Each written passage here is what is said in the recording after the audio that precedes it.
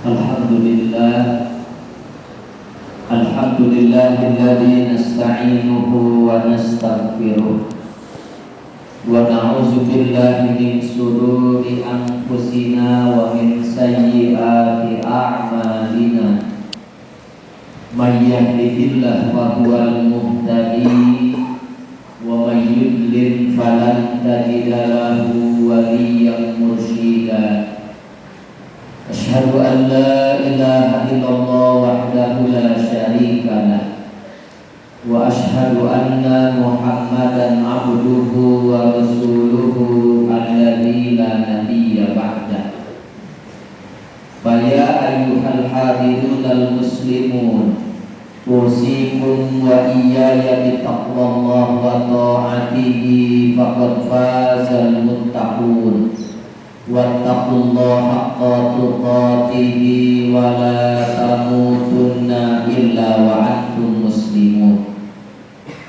Faqad qala Allah ta'ala fi kitabihil karim, a'udzu billahi minasy syaithanir rajim, bismillahirrahmanirrahim, illal ladzina amanu wa 'amilus shalihati falahum ajrun ghairu mamnun. Sadaqallahul azim. Ma'asyiral muslimin jamaah Jumat rahimakumullah, yang akan dinilai oleh Allah Subhanahu wa ta'ala bagi seorang manusia hanya sekedar dua hal. Sekali lagi, Allah akan menilai seorang hambanya hanya karena dua hal.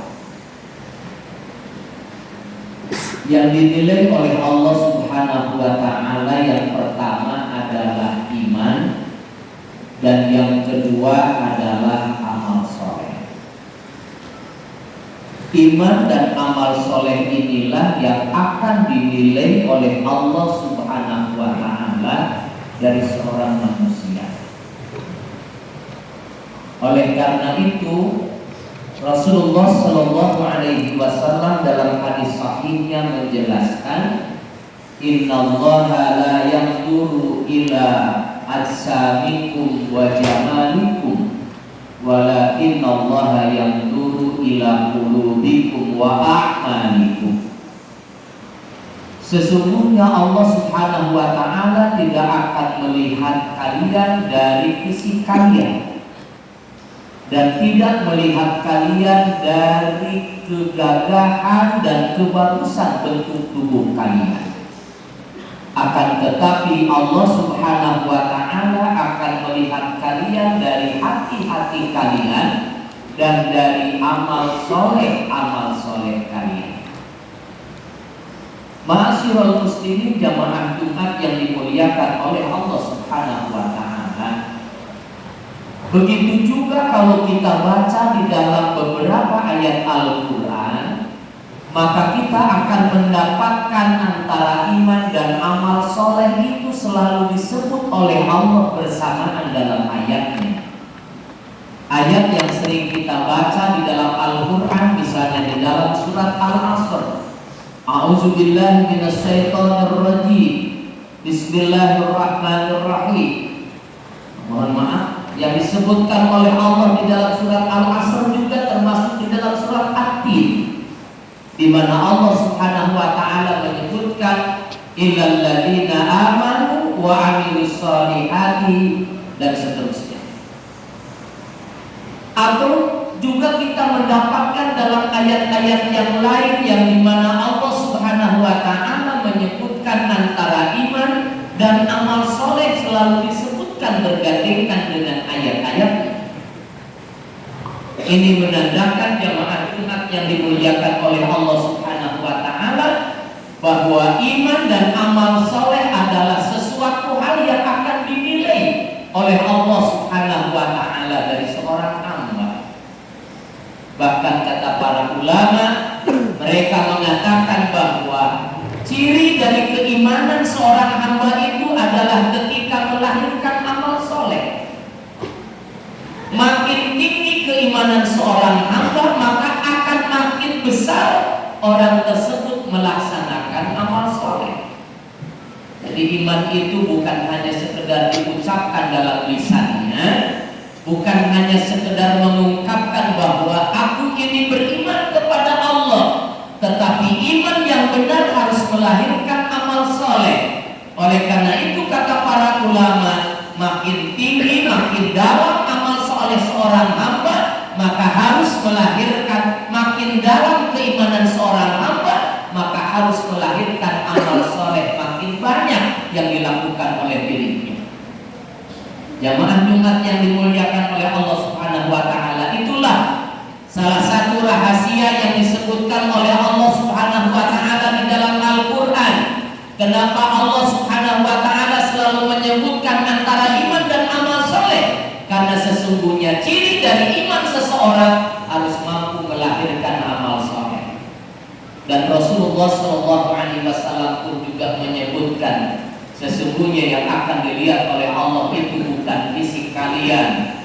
Sesungguhnya yang akan dilihat oleh Allah itu bukan jasad kalian, tetapi yang akan dilihat dan dinilai oleh Allah Subhanahu wa Ta'ala adalah sesuatu yang hadir dalam hati-hati kita, lalu kemudian menjelma menjadi amal soleh, amal kebaikan yang dilakukan oleh kita. Dan itulah yang akan dinilai oleh Allah Subhanahu wa Ta'ala. Allah pun juga tidak akan menilai kecerdasan seseorang. Allah pun juga tidak akan menilai rankingnya seseorang dalam proses pembelajaran. Tetapi justru yang akan dinilai oleh Allah Subhanahu wa Ta'ala seberapa besar amal soleh, amal kebaikan yang dilakukan oleh dirinya.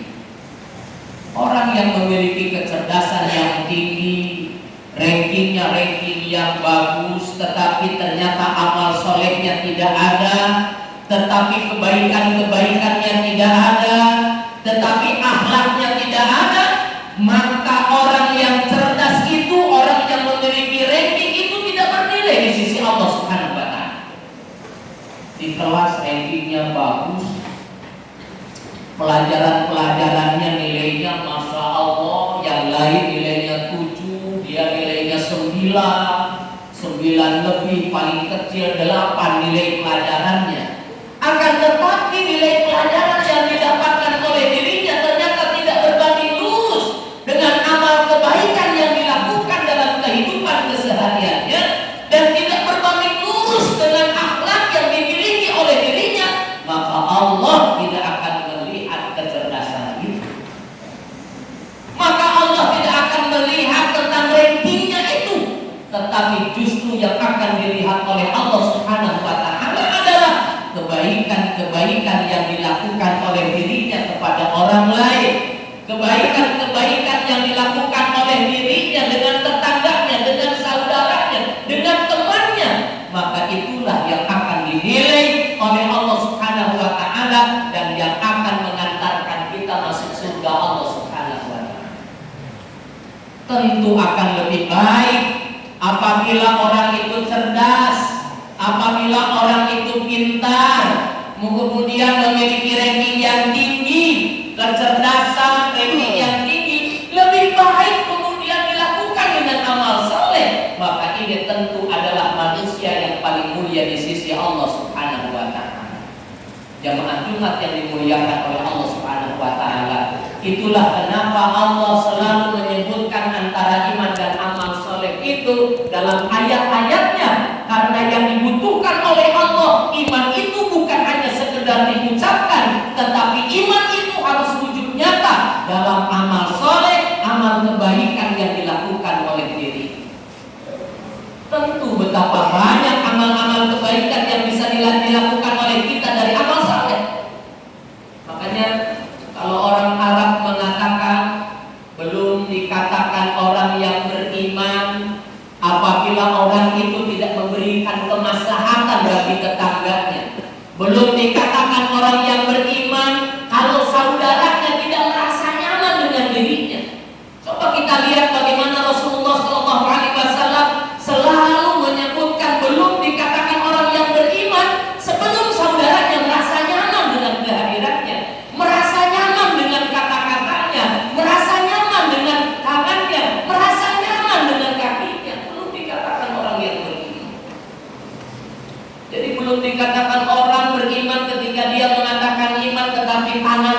selalu melukai orang lain, selalu membuat orang lain terluka katakan dengan tangan, belum dikatakan orang yang beriman. Belum dikatakan orang yang beriman kalau misalnya itu selalu membuat orang lain itu tersakiti. Belum dikatakan orang yang beriman, karena iman itu harus melahirkan kebaikan-kebaikan. Iman harus melahirkan kebaikan tangan, iman harus melahirkan kebaikan mata, iman harus melahirkan kebaikan lisan. Maka itulah wujud dari keimanan kita kepada Allah Subhanahu wa Ta'ala. Jemaah Jumat yang dimuliakan oleh Allah Subhanahu wa Ta'ala, bagi para santri masih banyak kebaikan-kebaikan yang bisa kita lakukan, walaupun hanya sekedar di pesantren, dari wujud iman yang kita miliki dalam jiwa-jiwa kita. Ya, ketika kita melihat sampah lalu kemudian membuang sampah itu kepada tempatnya adalah kebaikan, dan kebaikan itu adalah wujud daripada iman. Lalu kemudian ketika kita muncul dalam jiwa kita tidak ada keinginan untuk membuang sampah sembarangan, lalu kemudian sampah yang kita pakai lalu kemudian kita simpan di tempatnya, itu adalah bagian daripada kebaikan yang bisa kita lakukan. Melihat lingkungan kita kotor, lalu kemudian muncul keinginan untuk bersama-sama membersihkan lingkungan kita dari kotor itu menjadi bersih. Awas, itu pun juga bagian daripada kebaikan, dan kebaikan itu lahir dari keimanan. Jamaah Jumat yang dimuliakan oleh Allah Subhanahu wa Ta'ala, mafhum mukhalafahnya adalah, pemikiran kebaikannya adalah ketika kita masih merasa nyaman dengan kekotoran yang ada, ketika kita membiarkan lingkungan kita kotor, maka bisa jadi iman kita masih dipertaruhkan.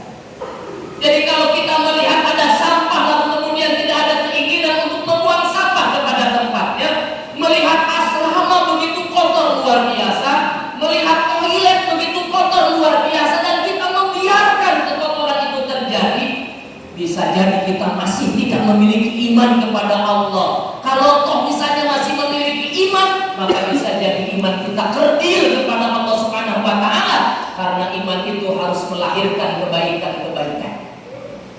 Ya, iman itu harus melahirkan kebaikan. Iman itu harus melahirkan kegiatan amal soleh yang produktif. Hari ini kita bisa melakukan ini, apalagi yang bisa kita lakukan kebaikan. Hari ini kita sudah mampu menjaga lisan kita agar saudara kita tidak tersakiti hatinya karena lisan kita. Apalagi yang bisa kita lakukan? Alhamdulillah, pada pagi hari ini lisan kita sudah mampu menjaga yang tadinya gampang menyakiti temannya, yang tadinya gampang sekali keluar kata-kata binatang kepada temannya, lalu kemudian kita jaga. Itu adalah amal kebaikan, itu adalah amal soleh. Setelah itu apalagi yang bisa kita lakukan? Memperbaiki sesuatu yang rusak, tidak merusak tanaman-tanaman yang ada, membiarkan tanaman-tanaman yang ada itu tumbuh subur.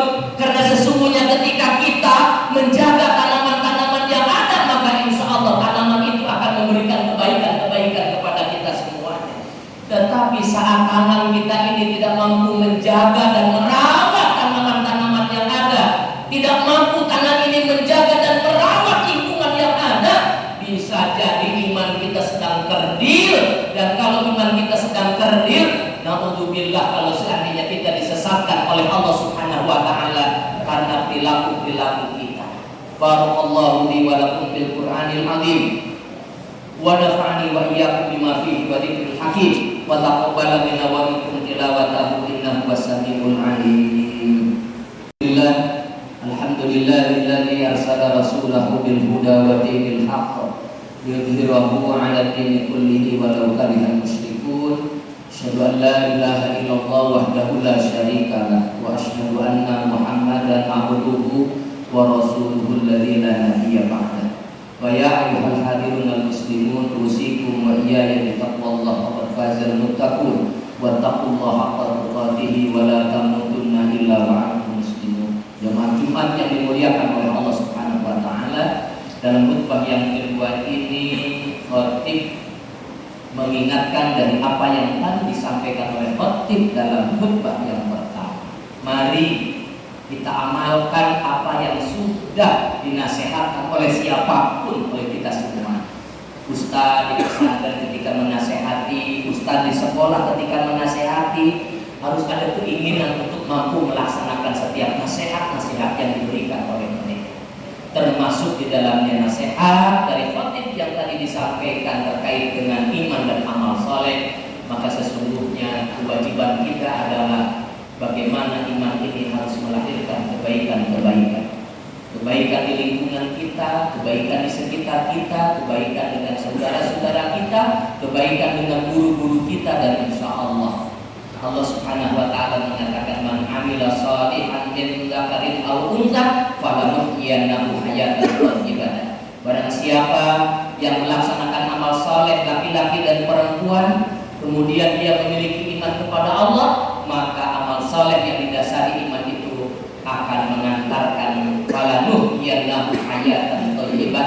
Allah akan memberikan kehidupan yang baik.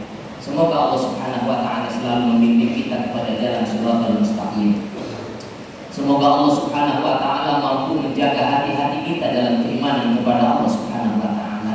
Semoga Allah Subhanahu wa ta'ala mampu menjaga keistiqomahan kita dalam melaksanakan agama Allah Subhanahu wa ta'ala. A'udzubillahi minasyaitonir rajim. Bismillahirrahmanirrahim. Innallaha wa malaikatahu yusholluna 'alan nabi. Ya ayyuhalladzina amanu shallu 'alaihi wa sallimu taslima. Allahumma shalli wa sallim ala sayyidina Muhammadin wa ala alihi wa sahbihi ajmain. Amin ya Allah ya rabbal alamin. Allahumma ighfir lil muslimina wal muslimat wal mu'minina wal mu'minat al ahya'i minhum wal amwat innaka antas samiul qaribul mujibud da'wat ya qadiyal hajat. Allahumma yassir umurana, Allahumma yassir umurana, Allahumma yassir umurana wa la tu'assir. Rabbana hab lana min azwajina wa dhurriyyatina